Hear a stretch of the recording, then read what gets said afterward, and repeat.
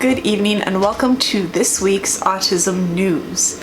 And I know tonight we are coming out later than usual, and this video might look a little bit different because my light is out. There was nothing that I could do that wouldn't involve going to the store to get it to work, and tonight I am not going to be able to go out to the store.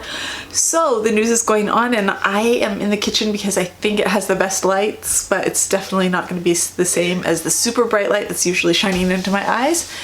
And we're gonna try to do this whole news thing without any kids coming to the kitchen door. So let's see how this works. Quiet is very relative around here. This first story is one of my absolute all-time favorites. An Omaha firefighter, Nicholas Lemick, realized that there was a need in the community and decided to do something about it. He asked for help and advice on Facebook, and he received a response. You see, Lemick has gone through advanced autism training. The issue is one that is close to his heart because of the people that he has been able to help. He asked for help and ideas putting together sensory bags that the medic units for the Omaha Fire Department would carry, and he received responses. The day that he put out the call for help, Autism Action Partnership answered, and together they were able to put together sensory bags that are carried in the 16 medic units of the department. The thing that I was so impressed with about these sensory bags is what is in them, because they really didn't look, to me at least, like the typical sensory bags that I've seen out there, which I mean are great and all. It's really great. I'm always happy to see sensory bags out there, and I love to see how different businesses and different places are trying to be more inclusive. But this sensory bag seems like it is especially helpful for the situation that it is going to be used in, because they're including a communication board, noise canceling headphones, fidget toys, and sunglasses. And those three, especially the communication board, the noise canceling headphones, and the sunglasses, those just seem like they could be so helpful in the various situations that these are going to be being used in, where people are going to be overstimulated especially, and it just seems like these are going to be really helpful. Lemick commented and said, being able to utilize these, we can take out the player of too much sound, all these distractions that are bombarding this person. This is all designed to build a stronger bond between those who help and those who need it.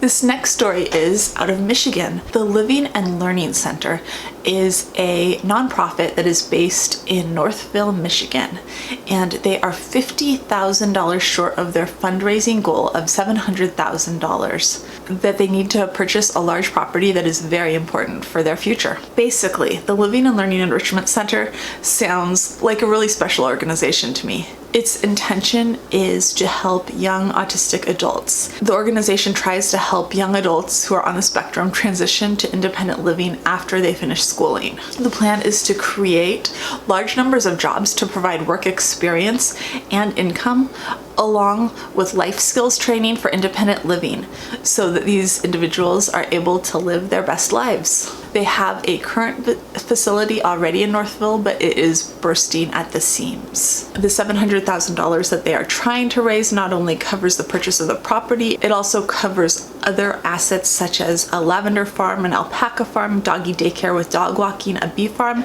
manufacturing, IT training, and job skills classes, which will all be part of the program that is available to the young adults who are able to benefit from the programs that are offered there. The property that they are attempting to buy is a 6,253 square foot estate that has 4 bedrooms and 6 bathrooms that was built in the 1920s by a world-renowned Cadillac dealer who passed away in 2011. So I started looking into this story because I saw that there was a new CBD-rich cannabis study that was out there, and that is something that people ask me about kind of frequently. I like to kind of keep up to date on the research, even though it's not something that I plan on trying with our kids. This study was published in Frontiers in Neurology, and patients with autism received CBD enriched cannabis oil, and it makes some pretty bold claims. It says that the people in the study showed vast improvements in social interaction and communication, as well as other neurological benefits. The first thing that I wanted to look at was how many people were in the study, and I was hoping that it was going to be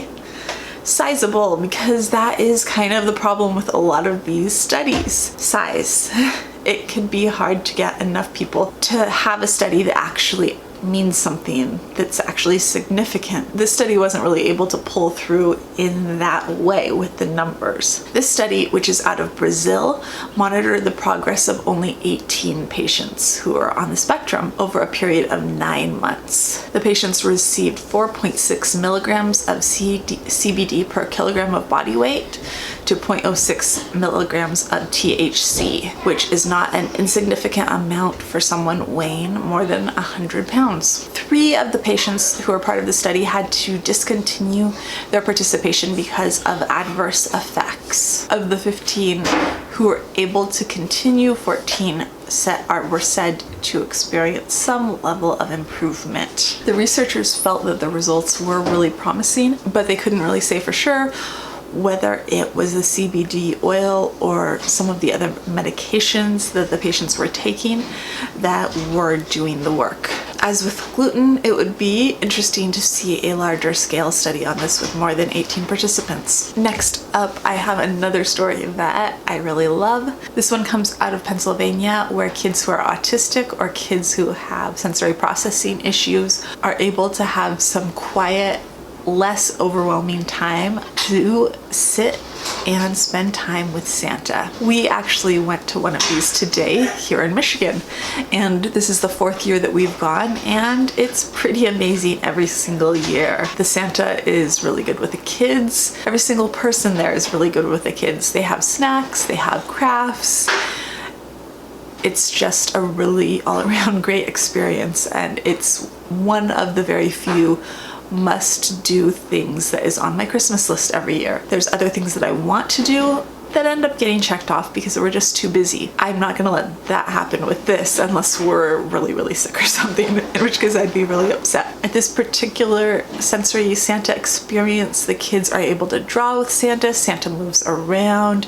It is Santa on the kids' terms, which is pretty awesome. In this case, the sensory Santa is put on by Safe and Brighter Journeys, 2 nonprofits that provide services to families of autistic children to bring the event to life. And in this case, Sensitive Santa has a son who is autistic who is now 27. All in all, it sounds like it was a very special day. That is it for today. If you like this video, we'd love it if you'd give it a thumbs up, and if you're interested in all things autism, we'd love it if you'd hit subscribe. The kids are playing really loudly downstairs, sorry about that.